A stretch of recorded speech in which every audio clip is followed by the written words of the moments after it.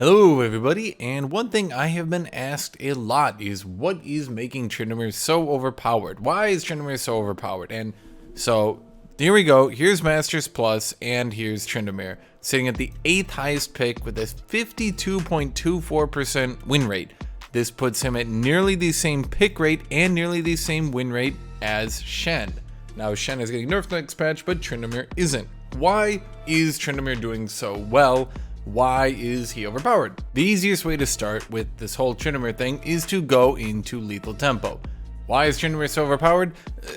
Lethal tempo has a lot to do with that. Tryndamere was using the old lethal tempo, now he's using the new lethal tempo. The new lethal tempo is a bit stronger for him. In some ways it's worse, and in some ways it's better, but overall it's just doing really good on him. He's using this rune to smash the shit out of people early game, and I'll get into why he's able to smash people early game so well later, but that's basically, I mean, lethal tempo is just making his early game really good. But why is he scaling so well? Well, I can look into that really quick too. He's scaling really well because he has Navari Quick Blades. Now I can go into why Navari Quick Blades is doing so well on him in just a little second, but for now, that's basically it. Navari Quick Blades allows this champion to scale extremely well, and lethal tempo gives him a very good early game. So what makes Navari Quick Blades make Tryndamere scale so well? Well, that's pretty obvious. Navari Quick Blades gives you your critical strikes with attacks reduce your non-ultimate ability cooldowns by 20% of the remaining cooldown. What is your E read? Reduces your cooldowns by 2 flat in a critical strike, with 30 ability haste giving you 23% cooldown reduction. Now, Tryndamere players won't actually put points in their ultimate, and instead they'll just max out. So actually, you can do this at level 12. You can have your rank 5 E at level 12. I accidentally went to 13. So let's look at what this looks like in actual effect. Yep. And this makes him pretty mobile and pretty damaging, and yeah, contributes to his late game being extremely difficult for most champions to deal with. Why can he just run people down in the early game so easily? Let's look into that next. So one thing I want to look at is how much base health Tryndamere has. Tryndamere, with his all-in spam gameplay style, definitely has an advantage over other champions when it comes to his base health. So I massed a list of early game auto attacky champions, and while you could argue one of them, overall this is a list of champions who are going to try to auto attack you to death in the early game. When you compare Tryndamere to all these champions, you see that he has a distinct health advantage that enables him to come out ahead in early game auto attack fights. This means that given an equal fight, Renekton will soak up one less auto attack than a Tryndamere. This means that several minion attacks, a tick of ignite, any of these things, Tryndamere is always going to win, given each champion doing equal damage to each other. Because of his base health advantage, Tryndamere is going to come out on top. Now, when we look at the AD at level 1 as well, we can see that once again, as compared to all these champions who rely on a lot of auto attacks, even Renekton relies on a lot of auto attacks in the early game, we can see once again that Tryndamere comes out with a distinct advantage. This means that, as it sounds, each auto attack from Tryndamere is going to do more damage. We can compare other values as well, but I'm going to promise you that if we start comparing later in the game, that this is actually not going to look more favorable for you Tryndamere players. Tryndamere does have a slight armor disadvantage, slight 2 to 3 points, but nowhere near enough to compensate for the advantage in base damage and the advantage in base health that he has on other similar champions.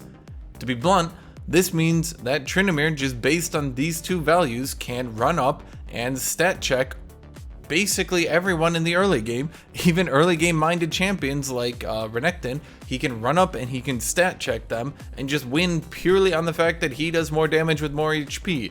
That is kind of silly, actually. This is a list of champions who get enhanced auto attacks based on a passive or ability or something like that. Kayle has her E, which gives her bonus magic damage on hit.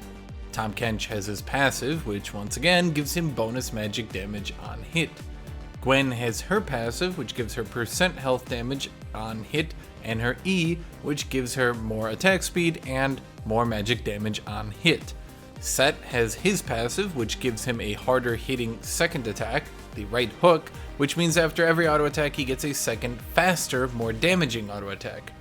Tryndamere gets his Q, which gives him 10 more damage at level 1, up to 25 damage if he's at low HP, in addition to the crit on his passive, which can be 40% more crit for 175% damage. Now, the purpose isn't to look at these numbers, but actually it's to look at the numbers that come immediately after this.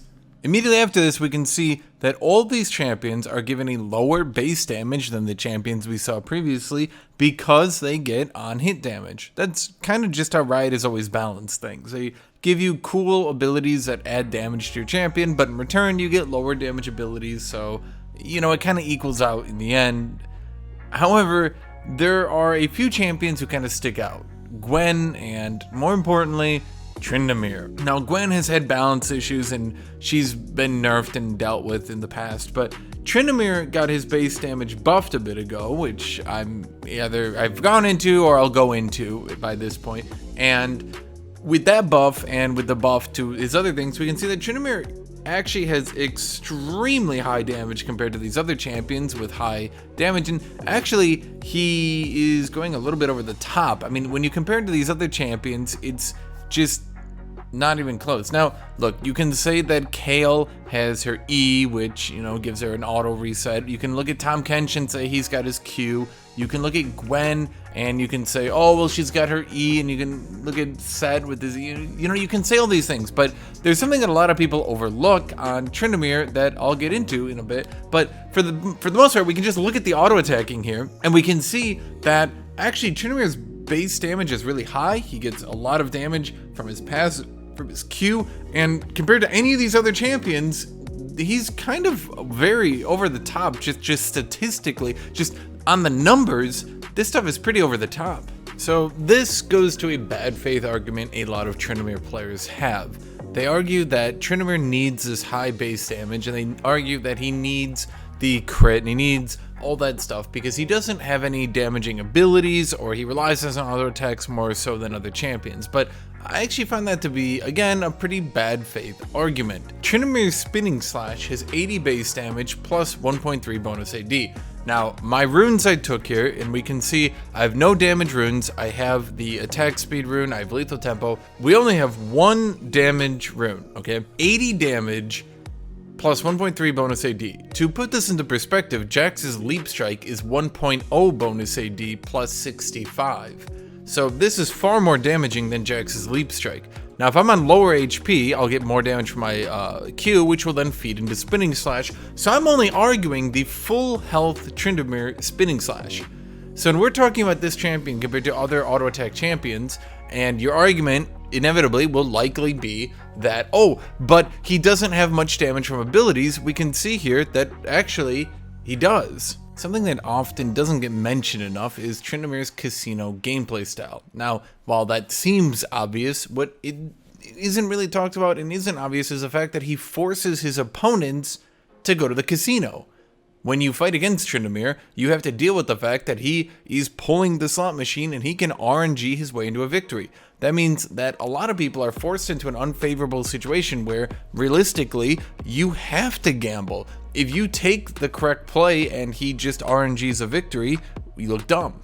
What does that mean? Again, that means that a lot of people just will back off and let Tryndamere take unfavorable trades that he really has no business winning just because they don't want to participate in his casino-based gameplay.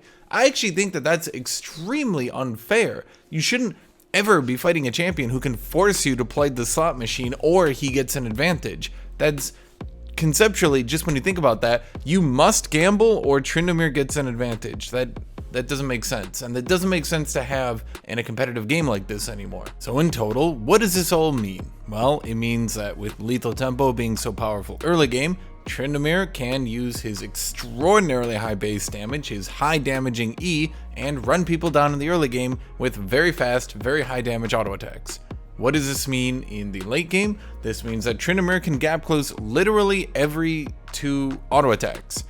What does this mean for everybody trying to fight Tryndamere? It means that he's a very frustrating slot machine champion who forces you into these unfair situations that can be very difficult for everyone to deal with. He scales well, he's extremely powerful early game, he's just really a menace on the Rift right now.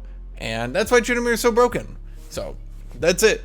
If you agree with me, if you disagree with me, that's fine. Leave a comment, agree, disagree. I welcome everyone to come and give me your opinion. In the meantime, everybody, thank you for joining, thank you for watching, thank you for making this far. I appreciate everybody for watching. Special thanks to all my Patreon supporters who make videos like this and others possible. Thank you, everybody, and I hope you continue to support me. If you want to support me, you can see the description is in the link below. Every little bit helps a lot. And everybody else, thank you again for watching. I hope you all have a great rest of your day. Thank you all. Goodbye, everybody.